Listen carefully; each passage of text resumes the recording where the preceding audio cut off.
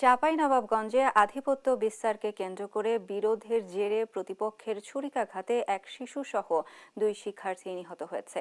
এতে আহত হন অন্তত 3 জন। গতরাতে নাচলে বিজয় দিবসের সাংস্কৃতিক অনুষ্ঠানে এ ঘটনা ঘটে।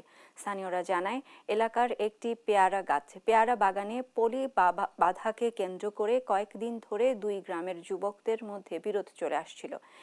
এরই জেরে গতরাতে বিজয় দিবসের অনুষ্ঠানে দুপক্ষ সংঘর্ষে জড়ায়। এ সময় ছুরিকাঘাতে ঘটনাস্থলেই মারা যান 2 জন। এ ঘটনায় আহত 3 জনকে রাজশাহী মেডিকেল কলেজ হাসপাতালে পাঠানো হয়।